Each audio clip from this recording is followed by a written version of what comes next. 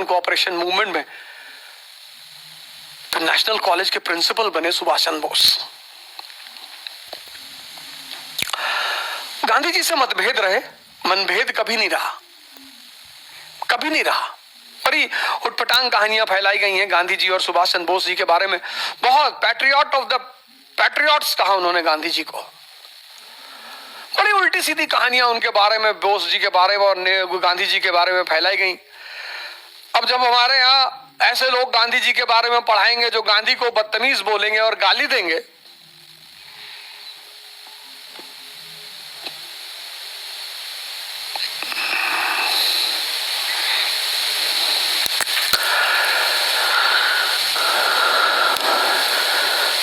समाज का नेतृत्व कौन कर रहा है? फिर यूपी में इलेक्शन होने जा रहा है।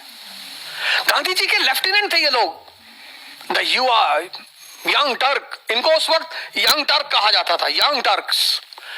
ये लोग यंग टर्क्स, गांधी के यंग टर्क्स थे ये। S C Bose, JL Nehru, Lohia,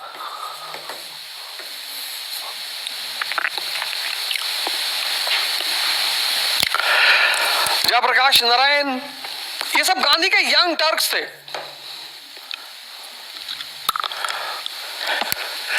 Bhagat Singh, ये सब गांधी के दुश्मन नहीं थे।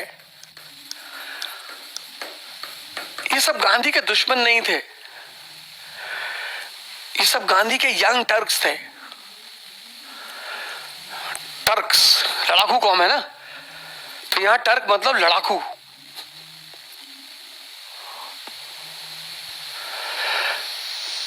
पराक्रम।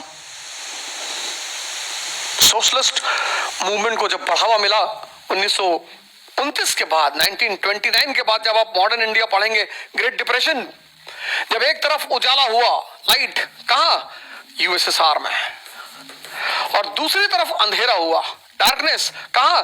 यूएस में। यह तिथि बड़ी इंपॉर्टेंट है, 1929 ग्रेट डिप्रेशन, बड़ी इंपॉर्टेंट डेट है हिस्ट्री में, 1929। एक तरफ उजाला हुआ यूएसएसआर में, समाजवाद का बड़ा बोलबाला हुआ, और दूसरी तरफ अंधेरा हुआ, डार्कनेस, यूएस और कैपिटलिस्ट वर्ल्ड में।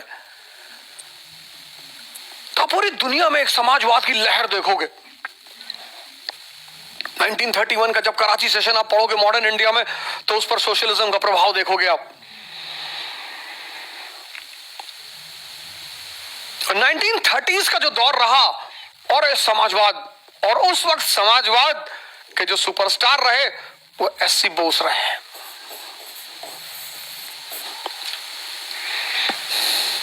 गांधी जी से मतभेद हुआ 1939 में कोर्स ऑफ एक्शन को लेकर।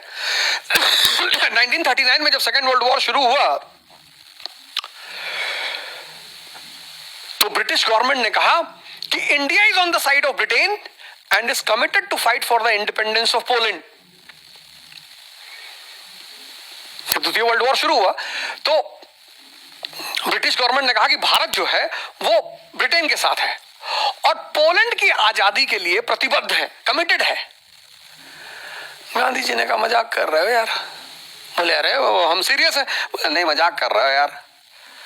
एक गुलाम राष्ट्र दूसरे गुलाम की आजादी के लिए कैसे लड़ सकता है? और अगर तुम आजादी को इतना ही महत्व देते हो तो हमें भी आजाद कर दो। बात सही कही उन्होंने कि अगर तुम्हारी नजर में आजादी का इतना महत्व है तो हमें भी आजाद कर दो। और फिर ब्रिटिश पार्लियामेंटेरियन है जेटलैंड, कहता है Congress is a Hindu organisation. तो एक तरफ तो तुम हमारी बात नहीं समझ रहे हो और दूसरी तरफ फिर डिवाइड एंड रूल का नारा खेल रहे हो, गेम खेल रहे हो।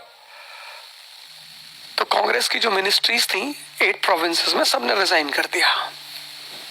जब रिजाइन कर दिया तो ये हुआ कि अब कोर्स ऑफ एक्शन क्या होगा?